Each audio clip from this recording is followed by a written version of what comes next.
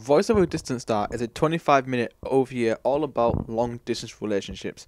The person who created this anime also went on to create 5 centimeters per second, which was also about a long-distance relationship. Now, you may remember in my review of 5 centimeters per second that I've heard rumors that Voice of a Distant Star was a lot better in terms of telling a great story about a long-distance relationships than 5 centimeters per second was. So I checked it out. Is that the case? Is this much better than 5 centimeters per second? I'll get to that at the end of this review. Voice of a Distant Star takes place in the future, and it involves two characters, a boy and a girl. The girl is named Nagami, I believe. Sorry, I can't really say Japanese names, so I apologize. And the boy's name is Noboru. Okay, once again, apologies. I can't really say Japanese names quite well, so you're gonna have to apologize.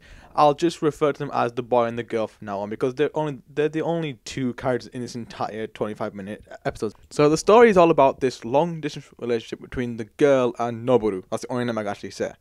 It takes place in the future, like 2047. There is an alien invasion going on. There's an alien fleet which is most likely coming to Earth. The humans are actually fighting off against them. So the girl is actually recruited by the US Army or the UN Army to actually fight off against the aliens in a giant robot. The question I'm going to ask is, why are we focusing on these two when there's a much bigger scheme going on? I mean, sure, there's a lovely relationship going on, but, you know, the end of the world might happen. I'm pretty sure our priority should be on the end of the world rather than just these two relationships. But hey, that's not the priority of this anime. It's about the two relationships. Girl is then sent off into space on her giant robot and so on and so forth, and the boy is left behind on Earth.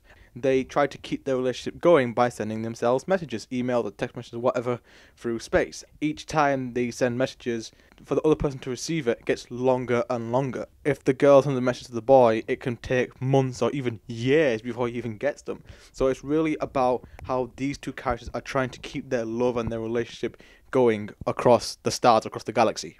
Now, at the beginning of this anime, we see the two characters interacting before the girl is sent off into space to fight the aliens, you know, and they seem to have quite a nice relationship going on, you know. You can actually feel for their relationship. They do seem very close.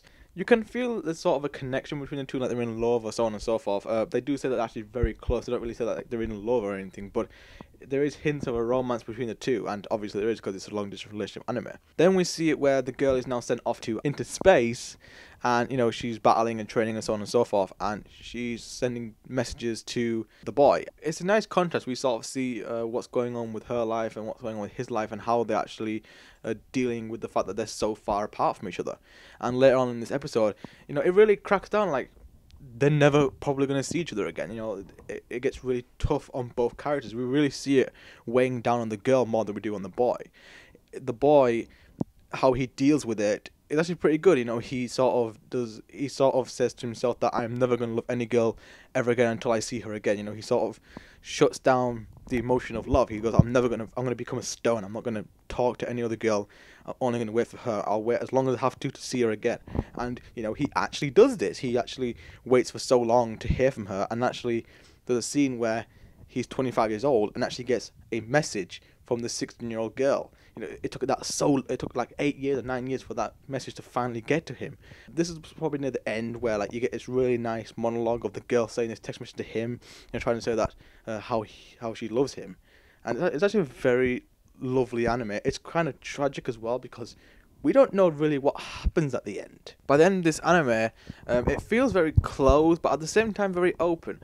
Closed in the fact that, you know, she's finally saying what she wants to say to the boy. And, you know, it sort of closes off the sort of relationship. You're like, oh, this is so sweet. And so try like sort of stuff you would get in, like, say, a Romeo and Juliet play or whatever.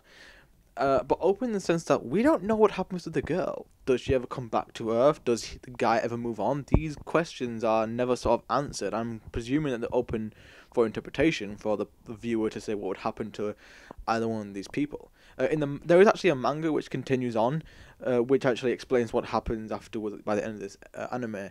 But really, in the anime, it doesn't really tell you what happens. It sort of leaves it for interpretation or whatever.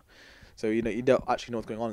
At the same time, it doesn't leave room for a sequel. You know, there's no point of a sequel here, and there never was. But it does feel kind of closed in that sort of sense. Okay, so production value. I have to say that the animation quality on the characters is absolutely horrendous. I swear. Even for 2002, which was when this anime was released, this looked ugly in terms of its characters. I did not like the character design at all. They looked so plasticky and just like so fake. It was really terrible. You can tell where the budget went mainly on the sort of set piece anime stuff. The character designs and the character how they look really odd and very, very dated. Even then, it looks very poor. Horrible looking characters. I mean, even the girl looks a bit like a boy. I mean, how did you do that? I mean, in anime, it's always a thing where the girls look like girls and so do the boys, but how do you mess up that formula which you're going off like more than 10 years now? Aside from the characters looking really odd and don't look that good, the set pieces such as like the backgrounds, even the 3D mech stuff, look pretty nice. I mean, this is definitely a set piece anime, just like 5 cm per second was.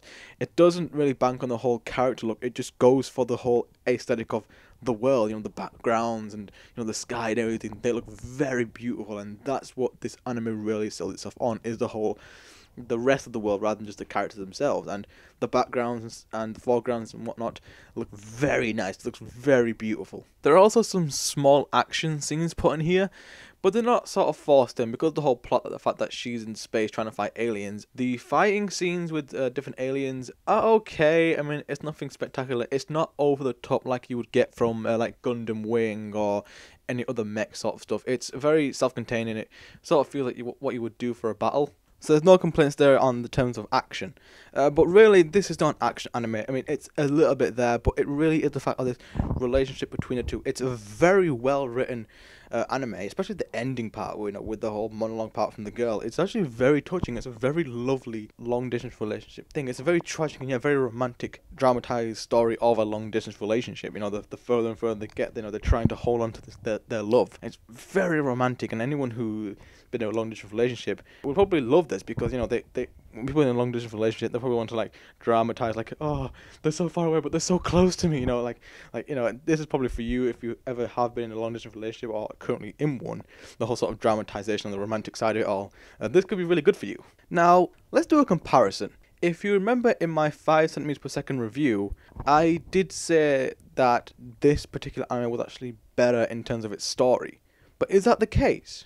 Let's look at the two. Let's compare the two. I know that 5 cm per second is actually longer. It's about an hour and a bit more longer than this. It's literally double the playtime of this. It's 25 minutes long. But then again, there's always a thing of quality over quantity. Just because there's more of it doesn't mean it's going to be better than Voice of a Distant Star. So let's compare the two. So in terms of its story, which is better? Is Voice of a Distant Star better or 5 cm per second better? I would have to go with 5 cm per second, and you have to hit me out on this. Voice of a Distant Star, although it is sort of extravagant with the whole sort of across space long distance relationship, people who have been in a long distance relationship or have experienced something similar in that sort of sense can relate to it, because the whole fact that the distance could be sort of a metaphor for the fact that the further and further, the further you away you are from that person, the weaker that relationship becomes, because there's no way you can keep a relationship going. In 5 cm per second, it's a much more realistic situation, and it's got sort of a 3-arc structure, beginning, middle, and an end. The beginning being when they're like in middle school, or you're still preteen. The middle, where he's in high school, probably like 17, 18, 19 maybe. We see him grow and how he's actually dealing with the whole long distance relationship sort of stuff. And the end, which is where he's an adult, has he really moved on, and so on and so forth. And I really do think that 5 cm per second tells a much more realistic story of a long distance relationship, whereas Voice of a Distant Star is a much more dramatized and romanticized sort of version of a long distance relationship. It's a lot like near, far, wherever you are, I believe that the heart will go on sort of situation with Voice of a Distant Star, whereas 5 cm per second is much more realistic. The situation in which the boy in 5 cm per second is in is a lot more realistic and much more down to earth, literally sometimes. But people who have been in a long distance relationship know that the majority of the time it just doesn't work out. 5 cm per second really does show that. It just shows the struggle of what it's like trying to have a long distance relationship and where it does eventually end up. I think a lot of people do actually relate way more to that film than this film. If you are in a long distance relationship, Voice of a Distant Star does a lot for your ego, because it can make you have that sort of dramatized and tragic vision of what it's like to have a long distance relationship, and like, oh, our love will keep going. Whereas 5 cm per second, for people like who have been in a long distance relationship or still are, or it's about to end, or already has ended, 5 centimeters is much more realistic, and you can totally relate way more to that film than you can with Voice of a Distant Star. That doesn't mean you can't relate to that, but in terms of like having feelings and like you've been in that sort of situation, 5 centimeters does a much more better job in connecting you to the anime. Like, you know what, I've been in that situation. So what's my final verdict on Voice of a Distant Star? It's a great anime. I definitely think you should watch it. If you've been in a long distance relationship, it's a sort of must-watch sort of thing. If you haven't, still watch it. You're going to really love it, and you're going to really get connected to these characters. Overall, I give it an 8 out of 10. It's a fantastic film to watch. It's only 25 minutes long, so, it's not going to take a whole chunk out of your life. So go check it out and tell me what you think, and see you next time.